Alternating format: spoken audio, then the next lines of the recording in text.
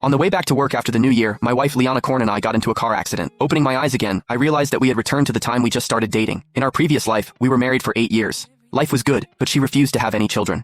Later, I learned that she had always kept her childhood sweetheart in her heart. After our regression, I decided to set us both free. We both deleted each other's contacts without a word, stopped seeing each other, and became complete strangers. 8 years later, Liana became a top investor. At our class reunion, she made a high-profile announcement with her childhood sweetheart, Serge Gibson. Seeing that I'd come to the reunion alone, she teased me. "Ryan Carter, I know I'm attractive. You love me for 2 lifetimes and still can't let go, but you don't need to cling to me like this." I pretended not to hear and took my son by the hand. Liana's face instantly turned pale, her eyes bloodshot. "Didn't you say you'd love only me for life?" she demanded. "How can you have a son with someone else?" 8 years later, I met Liana Korn again at a class reunion. After working non-stop on some case files, I was so tired that my head was spinning. I didn't even bother to freshen up and just went straight to the gathering. In the crowd, Liana and Serge Gibson stood hand in hand in the center, soaking up everyone's attention. "Liana, you're incredible. You haven't even been abroad that long, and you're already a top investor. You're the pride of Apex City." Of course. I heard many rich folks overseas are lining up just to have dinner with her, but they can't even get on her schedule. She makes hundreds of thousands in appearance fees alone. That's more than we make in years. "Liana, I've got some extra cash. Can you help an old classmate out and let me earn a little too?" "Liana," someone else called out from the crowd. "You and Serge look so happy together. Are you two getting engaged?"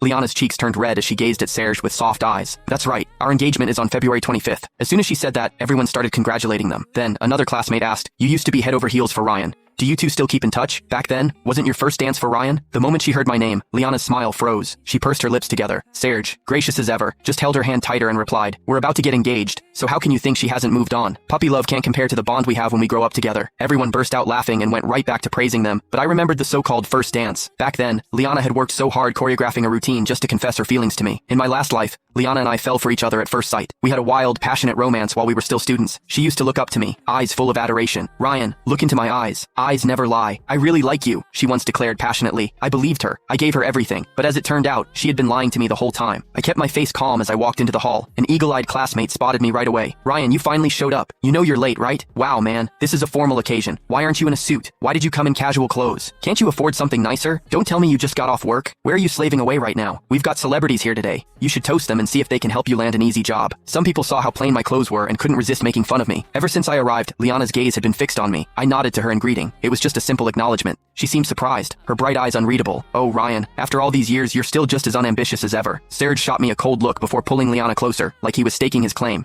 "Sure, his life's a little rough, but let's not dwell on his failures. We're all classmates here." He sized me up, his lip curling in disdain. "But honestly, why would you show up at a class reunion looking like this? You're in your 30s. You should know. Clothes make the man. What woman would go for someone who can't even be bothered to groom himself? I've got a spare suit in my car. Why don't you wear it, just to look a little more presentable?" As soon as he finished, his words sent the entire crowd into laughter. The contrast between us couldn't have been more obvious. Click the link in my bio to get the full story for free.